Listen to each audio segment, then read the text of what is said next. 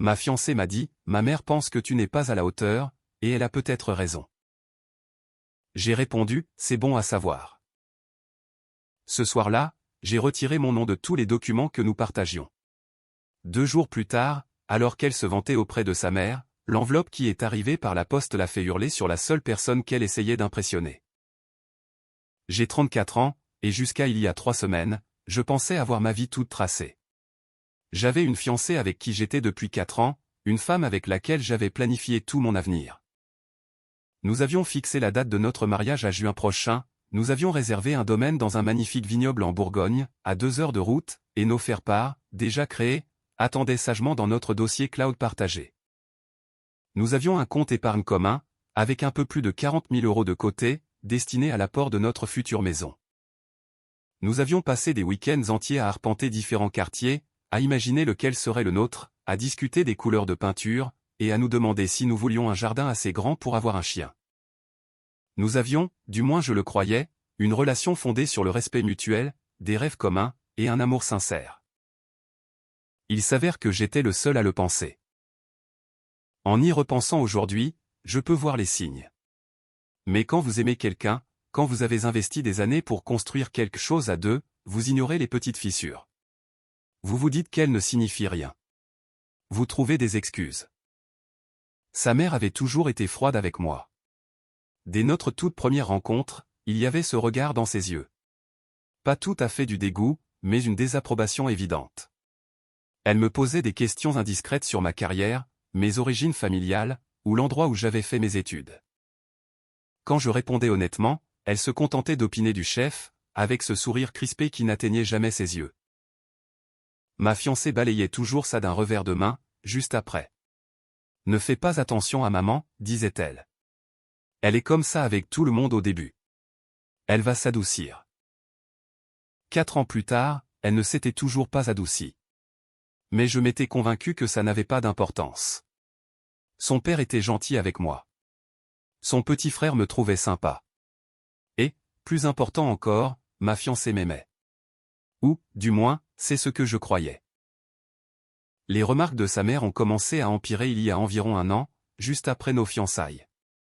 De petites piques, lancées ça et là, « Oh, tu es toujours locataire à ton âge. » Ou encore, « Je suppose que tout le monde n'a pas besoin d'être ambitieux. » Ou ma préférée, « Eh bien, l'amour c'est important, bien sûr, mais la stabilité financière aussi. » À chaque fois, ma fiancée riait nerveusement, et elle changeait de sujet.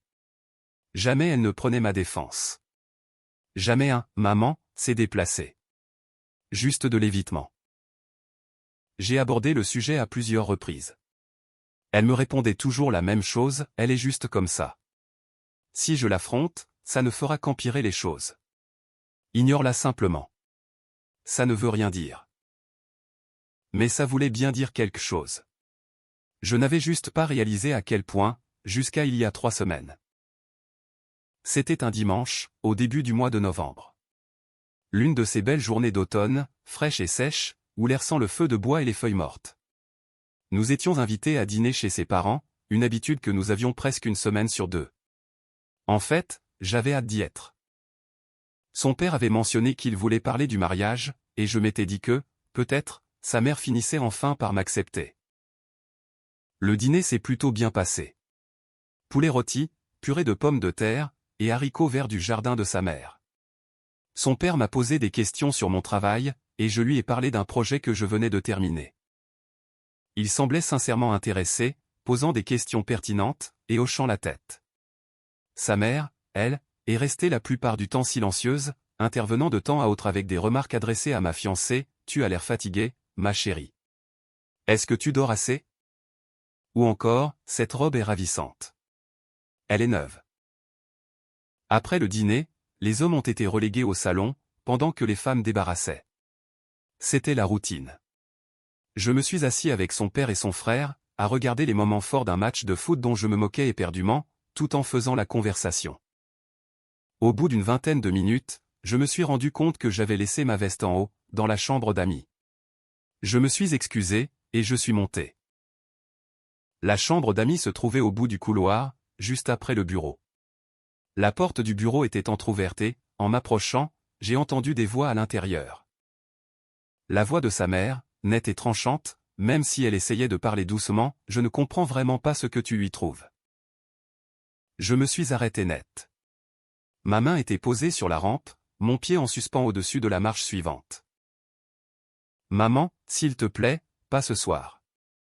La voix de ma fiancée, fatiguée, exaspérée. Je suis sérieuse. Il n'a aucune ambition. Il ne vient de nulle part. Pas d'argent dans sa famille, pas de réseau, aucune vraie perspective d'évolution. Tu te contentes de peu, et je ne comprends pas pourquoi. C'est quelqu'un de bien. Il me traite bien. Bien, ça ne suffit pas, la voix de sa mère s'est légèrement élevée. Tu as 32 ans. Tu pourrais avoir tellement mieux. L'associé de ton père a un fils, tu te souviens de lui? Il est avocat maintenant. Il a très bien réussi, et il est toujours célibataire. Ou alors, que dis-tu de cet homme du club de tennis? Celui qui a son propre cabinet médical? Je suis fiancé, maman. Alors, annule ses fiançailles. Il n'est pas trop tard. Tu ne l'as pas encore épousé. Tu pourrais encore t'en aller, avant de faire une erreur définitive. Il y a eu un silence. Un long silence étouffant, où je suis resté planté là, dans le couloir, retenant presque mon souffle. J'attendais que ma fiancée mette fin à cette discussion, j'attendais qu'elle prenne ma défense, qu'elle dise à sa mère qu'elle dépassait les bornes, qu'elle m'aimait, et que c'était tout ce qui comptait. Au lieu de ça, je l'ai entendu soupirer. Un soupir profond et las. Je sais, maman. Je sais. Parfois je me demande si tu n'as pas peut-être raison. Si je ne me contente pas de peu. Mais nous sommes ensemble depuis 4 ans. Nous avons un mariage de prévu, les gens s'y attendent. Qu'est-ce que je suis censé faire? Tu es censé choisir la vie que tu mérites, au lieu de la vie qui est la plus facile. Regarde sa famille. Regarde d'où il vient. Veux-tu vraiment que ça fasse partie de l'héritage de tes enfants? Veux-tu que tes enfants grandissent avec de telles influences? Nouveau silence. Je ne sais pas, a dit doucement ma fiancée. Je ne sais plus du tout. Je n'ai pas attendu d'en entendre davantage. Je me suis retourné, je suis redescendu aussi silencieusement que possible, et j'ai attrapé ma veste sur le porte-manteau près de la porte d'entrée, à la place. Mes mains tremblaient, et ma poitrine était oppressée. Quand je suis entré dans le salon, son père a levé les yeux. Tu pars déjà? Je ne me sens pas très bien, ai-je dit, en me forçant à sourire. Je crois que je couvre quelque chose. Je ferais mieux de rentrer. Oh, non. Tu veux que j'aille chercher? Ça va aller. Vraiment. Dites au revoir à tout le monde pour moi. J'étais dans ma voiture, quittant l'allée en marche arrière, avant que quiconque n'ait pu m'arrêter. J'ai conduit jusqu'à la maison en pilote automatique, mon esprit repassant ces mots en boucle, parfois je me demande si tu n'as pas peut-être raison. Si je ne me contente pas de peu. Je ne sais plus du tout. 4 ans. 4 ans de ma vie, et elle ne savait même pas si j'en valais la peine. Quand je suis rentré à notre appartement, je me suis assis dans le noir pendant un moment. Je suis juste resté là, sur le canapé, à fixer le vide. Nous avions choisi ce canapé ensemble. Nous avions passé un samedi entier à faire les magasins, l'un après l'autre, jusqu'à trouver le bon. Elle était tellement heureuse ce jour-là, riant pendant que nous testions chaque modèle, faisant des blagues sur le fait que nous devenions un vieux couple ennuyeux, obnubilé par la qualité des tissus et le soutien lombaire. Faisait-elle déjà semblant, même à l'époque? Elle est rentrée vers 22 heures. J'ai entendu sa clé dans la serrure, je l'ai entendu fredonner quelque chose en entrant. La lumière s'est allumée. Et, tu te sens mieux? Elle a jeté son sac à main sur le comptoir de la cuisine, et a retiré ses talons. Papa était inquiet pour toi. Je lui ai dit que tu avais probablement mangé trop vite. Je n'ai pas répondu, je l'ai juste regardé. Son sourire s'est effacé. Qu'est-ce qui ne va pas? Ta mère pense que je ne suis pas à ta hauteur. Elle a soudainement blêmi. Sa main, qui se tendait vers le réfrigérateur, s'est figée en l'air. Quoi? Je t'ai entendu dans le bureau, en train de parler à ta mère. Oh, mon Dieu! Elle a porté sa main à son front, en fermant les yeux. Oh, mon Dieu! Tu n'étais pas censé. Je ne savais pas que tu étais. Je n'étais pas censé quoi? Découvrir que tu penses te contenter de moi par dépit. Non. Non, ce n'est pas. Tu ne comprends pas le contexte. Elle me poussait à bout, et j'ai essayé de la faire taire en allant dans son sens. Elle s'est précipitée vers moi, les mains en avant, comme si elle approchait un animal blessé. Non, non, tu as mal compris. Je n'étais pas d'accord avec elle. J'essayais juste. J'essayais de l'apaiser. Tu sais comment elle est. Si je me dispute avec elle, elle s'obstine encore plus. Je me suis dit que si je la laissais vider son sac, elle laisserait tomber, et on pourrait passer à autre chose. Je me suis levé. Donc, tu m'as jeté en pâture, juste pour éviter une dispute avec ta mère. Ce n'est pas ce qui s'est passé. Vraiment? Parce que, de mon point de vue, je t'ai ouvert mon cœur pendant 4 ans. Je t'ai soutenu pendant ta reconversion professionnelle. Je t'ai serré dans mes bras quand ta grand-mère est morte. J'ai appris à cuisiner tes plats préférés. J'ai regardé tes séries favorites. Même quand elles m'ennuyaient à mourir. Je me suis présenté à chaque événement familial avec le sourire, même quand ta mère me traitait comme un moins que rien. Et quand elle t'a dit que je n'étais pas assez bien pour toi, tu as répondu, tu as peut-être raison. Les larmes ont commencé à couler sur son visage. Je ne le pensais pas. Je te le jure sur ma vie, je ne le pensais pas. J'étais juste fatigué, elle m'épuisait, et j'ai dit quelque chose que je n'aurais pas dû dire. Mais je t'aime. Il faut que tu crois que je t'aime. Est-ce que tu me respectes? Elle a scié. Quoi? Est-ce que tu me respectes? Parce que l'amour sans le respect, ça ne vaut rien. Et je ne crois pas que tu me respectes. Je pense que tu as eu honte de moi pendant tout ce temps, et j'étais trop aveugle pour le voir. Ce n'est pas vrai. Ah bon? À quand remonte la dernière fois où tu m'as défendu devant ta mère? À quand remonte la dernière fois où tu lui as dit de reculer, au lieu de lui trouver des excuses? Elle a ouvert la bouche, l'a refermée, puis l'a rouverte. C'est compliqué. Tu ne comprends pas la dynamique de notre famille. Non, c'est très simple. Soit tu es de mon côté, soit tu ne le es pas. Et ce soir, j'ai découvert que tu ne l'étais pas. Nous nous sommes disputés pendant 2 heures de plus. Elle a pleuré, supplié, promis que les choses allaient changer. Je suis resté froid, distant, fonctionnant sur une sorte de pilote automatique, ce qui m'a empêché de m'effondrer complètement. Vers minuit, j'ai jeté quelques vêtements dans un sac de sport. Où est-ce que tu vas? Chez mon pote. J'ai besoin d'espace. Je t'en prie, ne pars pas. S'il te plaît, on peut surmonter ça. Peut-être, mais pour l'instant, je ne peux même pas te regarder. J'ai attrapé mes clés, et je suis parti. Elle m'a appelé dans le couloir, mais je ne me suis pas retourné. Mon ami habitait à 20 minutes de là. Il a jeté un seul regard à mon visage, et m'a servi un verre, sans poser de questions. Je lui ai tout raconté. Il a écouté silencieusement, secouant la tête de temps à autre. Purée, je suis désolé pour toi, mec, a-t-il dit quand j'ai eu terminé. C'est violent. Est-ce que je réagis de façon disproportionnée? Tu rigoles? Elle a pratiquement avoué à sa mère qu'elle avait honte de toi. C'est le genre de truc dont on ne se remet pas. J'ai hoché lentement la tête. Ouais. C'est bien ce que je pensais. Cette nuit-là, allongé sur son canapé et fixant le plafond, j'ai commencé à repenser à tous ces petits détails que j'avais balayés sous le tapis au fil des ans. La façon dont elle me présentait aux événements de son travail, juste par mon prénom, sans aucun contexte, comme si j'étais un simple accessoire qu'elle avait ramené. La façon dont elle détournait les conversations, loin de mon métier, quand sa famille posait des questions.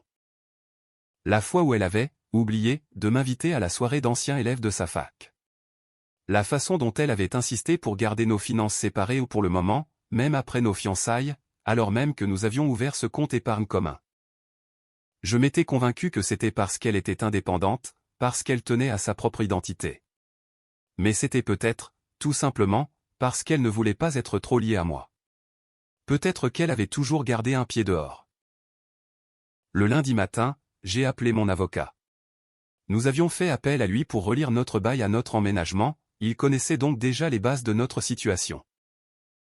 J'ai besoin de savoir comment séparer mes finances de celles de ma fiancée, lui ai-je dit. Vous vous séparez? J'y travaille.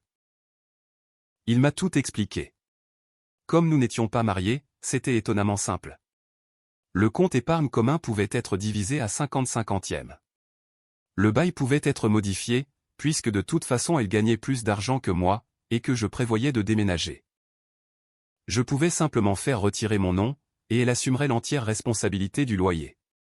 Toutes les factures ou contrats à nos deux noms pouvaient être séparés. À quelle vitesse est-ce que ça peut se faire, ai-je demandé. Si vous agissez vite, quelques jours suffiront pour la majeure partie. Faisons-le. Le mardi matin, je suis allé à notre banque. Celle-là même où nous avions ouvert ce compte commun 2 ans plus tôt, là où la conseillère nous avait souri, et nous avait félicité de franchir une étape aussi mature dans notre relation. Je me suis assis avec une directrice d'agence, et je lui ai expliqué que je devais retirer ma moitié, puis clôturer le compte commun. Elle a eu l'air gênée. Est-ce que... Êtes-vous tous les deux d'accord avec cette démarche? Je n'ai pas besoin de son accord. C'est un compte joint. J'ai droit à ma moitié. Bien sûr, je voulais juste. Je vous prie de traiter la demande, c'est tout. Elle l'a fait. 21 500 € ont été transférés sur un nouveau compte, uniquement à mon nom. Je suis ressorti de là en me sentant à la fois plus léger, et beaucoup plus lourd. L'étape suivante était l'agence immobilière. Notre bail courait jusqu'en mai, mais j'ai expliqué la situation de façon vague, en restant professionnel, et j'ai demandé à ce que mon nom soit retiré. Il faudrait qu'elle signe pour accepter l'entière responsabilité financière, mais ça ne poserait pas de problème, elle gagnait assez pour le couvrir. C'est à effet immédiat, m'a-t-il demandé. Oui. Très bien. Je vais lui envoyer les papiers. Les services publics, eau, électricité, ont suivi. Puis les assurances. Dès le mardi soir, je m'étais systématiquement effacé de chaque document partagé, de chaque obligation commune, de chaque bout de papier qui me liait à elle. Je ne lui ai rien dit de tout cela. Je voulais voir combien de temps il lui faudrait pour s'en rendre compte, ou si même, elle le remarquerait.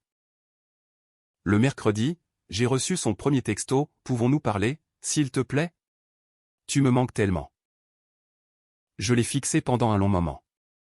Puis, j'ai posé mon téléphone face contre la table. Le jeudi, elle m'a appelé 4 fois. J'ai laissé chaque appel basculer sur la messagerie. Dans son dernier message vocal, sa voix tremblait, « S'il te plaît, décroche. Je sais que tu es en colère. Je sais que j'ai tout gâché, mais on peut réparer ça. On peut faire une thérapie de couple. On peut surmonter ça. Je t'en prie, ne me mets pas à la porte comme ça. Je t'aime. J'ai besoin de toi. S'il te plaît, rappelle-moi. » J'ai effacé les messages sans répondre. Le vendredi matin, un ami commun m'a envoyé un message, « Mec, qu'est-ce qui se passe? Elle m'a appelé hier soir, en pleurs. Elle dit que tu refuses de lui parler. Elle panique complètement. » Je ne lui ai pas répondu non plus. Le vendredi après-midi, j'étais dans l'appartement de mon ami, en train de l'aider à réparer un lavabo qui fuyait, quand mon téléphone a vibré. Une notification de mon application bancaire. Je l'ai ouverte, et j'ai vu qu'elle avait essayé d'accéder au compte épargne commun. La transaction avait été refusée. Compte introuvable. Je savais ce qui m'attendait. 10 minutes plus tard, mon téléphone a explosé. 12 textos à la suite. Puis, un appel. J'ai laissé sonner 2 fois avant de décrocher. « Qu'est-ce que tu as fait? » Sa voix était aiguë, paniquée. Pourquoi je n'ai pas accès au compte épargne? J'ai essayé de virer de l'argent pour le prochain acompte du mariage, et ça dit que le compte n'existe pas. Il n'existe plus, ai-je dit calmement. Je l'ai fermé. Tu as fait quoi? J'ai retiré ma part, et j'ai fermé le compte. Tout est fait dans les règles. Tu récupéreras ta moitié. Quoi? Mais pourquoi as-tu? Elle bafouillait maintenant, sa respiration se coupe en cours. Et le bail? J'ai essayé de payer le loyer ce matin, et l'agence m'a dit que ton nom n'y figurait plus. Exact. Tu es complètement malade? Tu ne peux pas juste. Tu ne peux pas juste t'effacer de notre vie comme ça. En fait, si, je peux. Nous ne sommes pas mariés. Tout ce que nous partagions était sur la base du volontariat. Je ne suis plus volontaire. C'est de la folie. C'est. Tu fais une sorte de dépression nerveuse. Non, ai-je répondu, la voix assurée. Je pense clairement, et ce, pour la première fois depuis des mois. Tu as dit à ta mère que je n'étais pas à ta hauteur. Tu as été d'accord avec elle quand elle t'a dit que tu te contentais de peu. Alors, je te facilite la tâche. Tu n'as plus à te contenter de moi. Ce n'est pas ce que j'ai dit. Tu déformes tout. Ah oui? Parce que j'ai eu beaucoup de temps pour réfléchir cette semaine. Et je me rends compte, aujourd'hui, que tu ne m'as jamais défendu. Pas une seule fois. Ni face à ta mère, ni face à tes amis quand ils faisaient des blagues sur le fait que j'étais le choix de la sécurité. Face à personne. Tu as eu honte de moi pendant tout ce temps. Non, ce n'est pas. Alors prouve-le. Appelle ta mère, tout de suite. Là, maintenant. Pendant que je suis au téléphone, mets-la sur haut-parleur, et dis-lui qu'elle a tort à mon sujet. Dis-lui que je suis exactement ce que tu veux, et que tu ne toléreras plus jamais qu'elle me manque de respect. Silence. Le silence s'est étiré pendant 5 secondes. Dit 15. C'est bien ce que je pensais, ai-je dit, avant de raccrocher. J'ai bloqué son numéro immédiatement. Je l'ai bloqué sur tous les réseaux sociaux, j'ai bloqué son adresse email. Je savais qu'elle essaierait de me joindre par d'autres moyens, alors j'ai envoyé un message à nos amis communs, pour leur dire que j'avais besoin d'espace, et de ne pas me transmettre ces messages. Le samedi matin, j'ai appris, par l'ami chez qui je logeais, qu'il avait entendu de sa copine, que mon ex avait débarqué chez ses parents le vendredi soir, dans un état d'hystérie totale.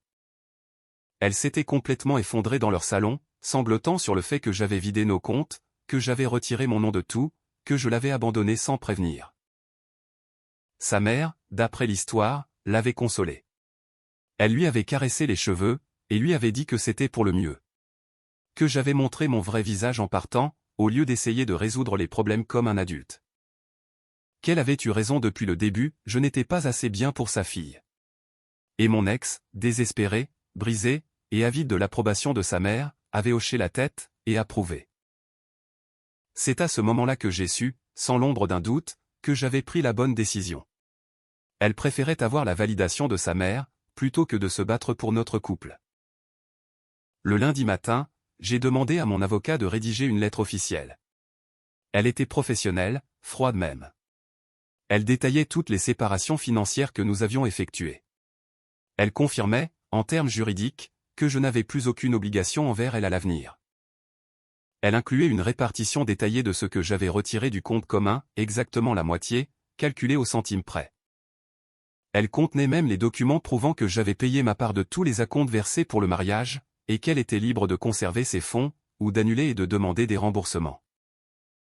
Je n'essayais pas de lui faire du mal. Je voulais juste que tout soit documenté, propre, et définitif. La lettre a été envoyée par courrier recommandé avec accusé de réception. Signature obligatoire.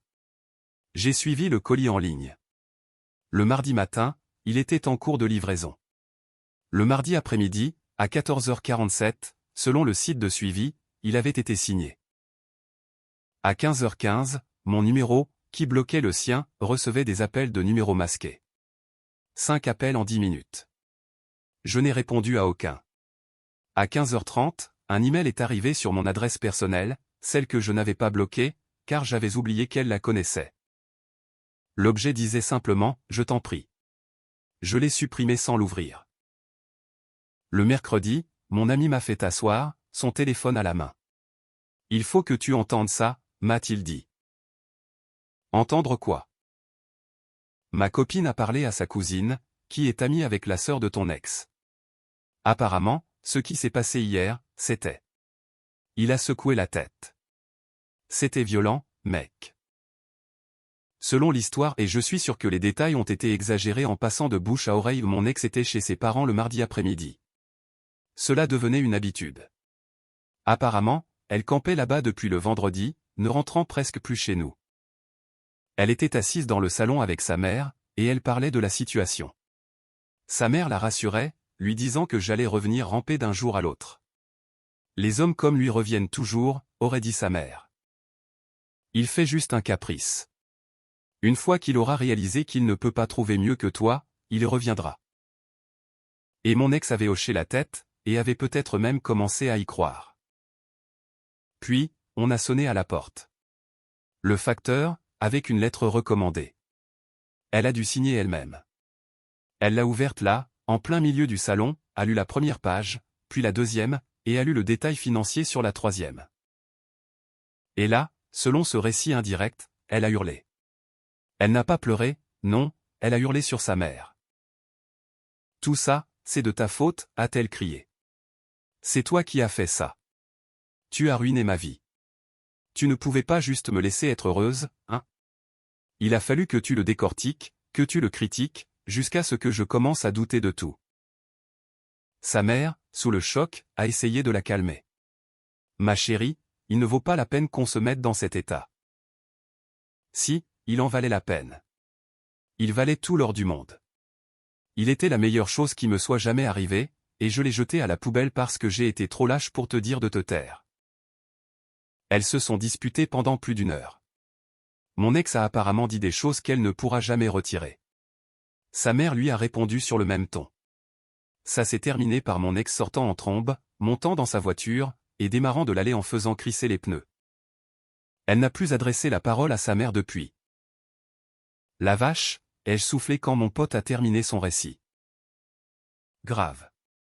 Sa sœur a dit que leur mère l'appelait sans arrêt, en pleurant, pour se plaindre à quel point sa fille est ingrate. Trop peu, trop tard, ai-je répondu. Tu crois qu'elle va encore essayer de te contacter? Probablement, mais ça n'a plus d'importance. J'ai tourné la page. Et c'était vrai. 3 semaines plus tard, je suis assis dans mon nouvel appartement. Il est petit, c'est un 2 pièces de l'autre côté de la ville, mais il est à moi, rien qu'à moi. Les murs sont de la couleur que j'ai choisie. Les meubles sont ceux que j'ai achetés. Il n'y a personne ici à impressionner, personne pour remettre mes choix en question, personne pour me faire sentir que je ne suis pas tout à fait à la hauteur. J'ai appris, par le même téléphone arabe, que mon ex a envoyé des messages aux invités du mariage, en raison de complications imprévues, le mariage est reporté pour une durée indéterminée. La plupart des gens ont compris ce que cela signifiait vraiment. Ses amis, nos amis, je suppose, bien qu'ils aient toujours été plus les siens que les miens, sont froids avec elle depuis. J'ai croisé l'une d'entre elles au supermarché la semaine dernière, et elle m'a carrément pris dans ses bras. On t'a toujours bien aimé, m'a-t-elle dit. On a toujours pensé que tu étais le gars stable, le mec bien. On est désolé que ça se termine comme ça. Je l'ai remercié, et j'ai continué mes courses. Sa mère, m'a-t-on dit, est absolument furieuse. Furieuse que la famille soit désormais le sujet de tous les ragots du quartier. Furieuse que sa fille soit célibataire à 32 ans et, selon ses propres mots, qu'elle soit désormais une marchandise abîmée. Furieuse que j'ai eu l'audace de partir en gardant ma dignité intacte, au lieu de supplier pour avoir une seconde chance. Apparemment, elle essaie de sauver la face, racontant aux gens que j'étais le problème depuis le début, que j'étais contrôlant, que j'avais piégé sa fille, et qu'elle est soulagée que nous ne nous soyons pas mariés, car, qui sait ce qu'il aurait fait ensuite. Je m'en fiche. Qu'elle invente l'histoire qui l'arrange. Les personnes qui comptent connaissent la vérité. Oh, quant à mon ex, je ne sais pas ce qu'elle fait aujourd'hui. Je n'ai pas posé de questions. Je n'ai pas vérifié ses réseaux sociaux. Je ne suis pas passé en voiture devant notre ancien appartement. Je n'ai fait aucune de ces choses pathétiques que font les gens quand ils n'arrivent pas à lâcher prise, tout simplement parce que j'ai lâché prise. Je vais plus que bien. Je me suis inscrit à une salle de sport, et j'ai commencé à suivre des cours de boxe, le mardi et le jeudi soir. Ça fait du bien de frapper dans quelque chose. J'ai recommencé à lire, chose que j'avais arrêtée parce qu'elle voulait toujours que la télé soit allumée. J'ai renoué avec de vieux amis, des gars que j'avais perdus de vue au fil des ans. On se retrouve pour boire des bières le vendredi maintenant. Elle ne me manque pas. C'est ça le plus étrange. Je pensais qu'elle me manquerait. Je pensais me réveiller dans cet appartement vide, et ressentir la perte comme une douleur physique. Mais ce n'est pas le cas.